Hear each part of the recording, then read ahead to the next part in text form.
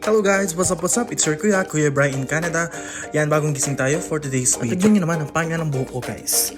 Bagong gising tayo, tara, samahan nyo ako magkape. At habang nagkakape tayo, ay magre-ready tayo ng ating kakainin mamaya. Ayan, nagluto lang ako ng alaking sauce at saka ng buttered corn. Sinamahan ko na rin ng kanin. At habang hinihintay kong maluto yung kanin dyan guys, nagmarinade naman ako ng pork strips at kinoat ko na to sa butter or doon sa harina na ginawa ko kanina. Nilagyan ko lang yan ng paminta, ng asin, ng garlic powder, at ng crispy fry.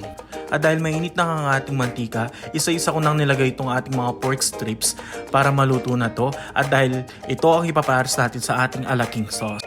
Grabe guys, ang tagal-tagal ko nang hindi nakakapag-upload ng mga videos or hindi nakakagawa ng vlog. Actually, sobrang dami kong mga videos na nasa phone na hindi ko na-edit kasi minsan nawawalan tayo ng oras or wala tayong motibasyon or inspirasyon para gumawa tayo ng mga videos o mga vlogs. Pero dahil nandyan kayo, patuloy nyo ako sinusuportahan. At ayan, sinipag ako at nagkaroon ako ng motibasyon at inspirasyon para gumawa ng panibagong vlog. At dahil golden brown na yung ating mga pork strips at hinahon ko na nga ito isa-isa. At yan ang kakainin natin at ipapares natin dun sa ating buttered corn at dun sa ating alaking sauce. Going back sa ating pagbablog or paggawa ng mga content, actually wala akong maisip na mga contents or mga videos na dapat kong gawin. Pero dahil nandyan yung kapatid ko na sinabihan niya ako na gumawa daw ako ng a day in a life at pati yung kapatid ng aking kaibigan sabi niya gawa daw ako ng mga videos na day in a life. So ayun nga, gumawa ako ng video ngayon na day in a life. So yung content natin for today's video, a day in a life with Kuya Brian. Pero actually, alam nyo ba, may lakad ako ngayon dahil nakita nyo naman kanina sa intro natin. Grabe, ang pangya ng buhok natin. Kaya samahan nyo ako mamaya dahil magpapagupit tayo. Para naman, syempre, new look tayo. At ayun na yung niluto natin kanina guys. At ayan yung sauce. Nilagay ko na sa ibabaw ng ating pork strips kasama ng ating buttered corn. Kaya ano pang hinihintay nyo guys? Tara, saluhan nyo naman ako mag-lunch ngayong araw na ito. Gusto nyo ba ng recipe ng ating alaking? Mag-comment lang kayo. Pagkatapos kong kumain guys, ito dali-dali na ako nag-ayos. At nag-skincare muna tayo bago tayo lumabas. At sa sobrang pagmamadali ko, ayan nakita nyo ba? Napunta sa ating bibig yung ating serum na nilalagay sa ating mukha. Maganda yung serum na yan. Ito yung ginagamit ko araw-araw. Ito pala yung Ordinary. Yan. Ordinary, baka naman.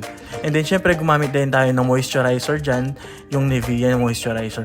Napaka-importante nyan, guys, lalo na kapag winter, malamig, kailangan natin mag-moisturize ng balat natin. Kasi bakit? Kapag hindi tayo gumamit ng ganyan, panigurado magdadry yung mga mukha or yung mga balat natin, guys. At pagkatapos kong mag-moisturize ng mukha, naglagay na rin ako ng pabango dyan. Ito yung gamit kong pabango, yung Givenchy Pie. Napaka-smooth nung amoy niyan, guys. Ang bango niyan. Try nyo to. At sunod, nagsuot na ako ng sapatos dyan. At ang napili kong susuotin ngayon ay itong high-cut na Converse na black. At ang suot na ating pantalon ay cargo pants. At nagsuot din ako ng long sleeve na medyo turtleneck siya para hindi naman tayo lamigin kapag tayo ay lumabas. At sunod ko namang sinuot itong ating paboritong trench coat na color brown. Kasi nga guys, ang lamig na naman dito sa Calgary. Nasa -4 na naman yung temperature.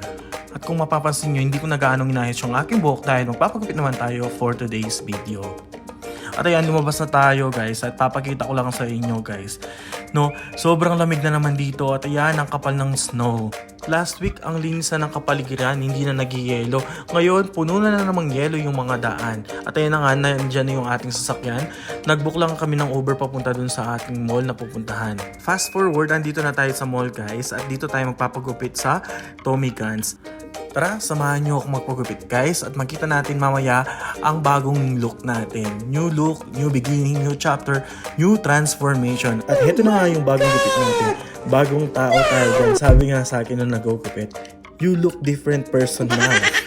At pagkatapos ko magpagupit guys, eto nagtungo kami sa Starbucks para bumili naman ng vanilla chai latte. Favorite natin yan.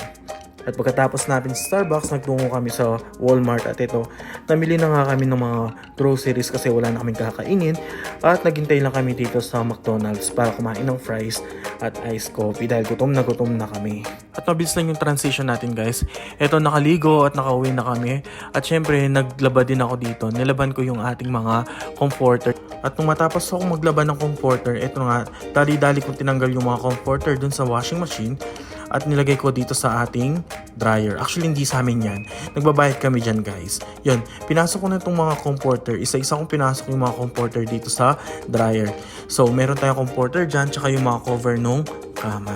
Kung napapansin nyo guys, nagbabayad kami sa mga laundry dito kasi dun sa unit namin, wala kaming sariling laundry. Kaya pag minsan talagang iniipon muna namin yung mga damit, no, bago namin to laban. Ayan, may nilagay akong bola dyan kasi maganda yan para hindi magimulmul yung mga damit kapag katapos dyang madryer. Siyempre, naglagay din ako ng ganito.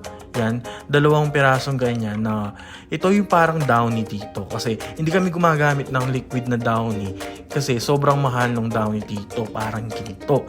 Di katulad dyan sa Pinas na may 5 pesos ka lang dati, pwede ka nang mag-downy. Pero dito hindi, sobrang mahal ng downy nila. Kaya yun yung gamit namin. At yan, ginagamit siya tuwing magda-dryer kami. At ayan, ganyan po kami magbayad dyan sa dryer and washing machine. Ilalagay lang namin yung card namin and then ipipress namin start. Ayan, $2.70 po yung per cycle nung dryer. So, means nasa 1 oras po yun. At dahil mga comforter at cover ng kama yung ating mga dinadryer, nagdagdag lang ako ng 12 minutes dyan na 50 cents po yung equivalent po nun. So ayan po, 72 minutes lahat po yung total bago po madry yung ating mga comforter. At ayan na nga, at after 72 minutes, tuyo na po yung ating mga comforter. At isa-isa ko nang tinanggal yan at tinali sa ating dryer. At yun lamang po for today's video. Sana nag-enjoy po kayo sa panonood ng ating mga videos. At sana patuloy nyo pong suportahan ang ating page na Kuya Bry in Canada at patuloy nyo pong subaybayan yung buhay natin dito sa Canada. Sa lahat ng mga tagumpay, pagsisikap natin dito sa Canada, samahan nyo po ako at patuloy po bibigyan po namin kayo ng inspirasyon dahil ang inyong mga bawat like, bawat share at bawat pag-follow nyo po at bawat panonood nyo po sa akin dito sa aking page ay nagbibigay po sa akin ng lakas ng loob para magpatuloy po sa aking nasimulan dito sa larangan ng pag-vlog. Maraming salamat po sa inyong suporta. Huwag nyo pong kalimutan mag-like, mag-follow at mag-share dito lang sa page ni Kuya Bry in Canada.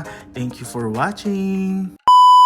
The word of the day. For the word of the Lord is right and true. He is faithful in all he does. The Lord loves righteousness and justice. The earth is full of his unfailing love. Psalms chapter 33 verse 4 to 5. Thank you and God bless.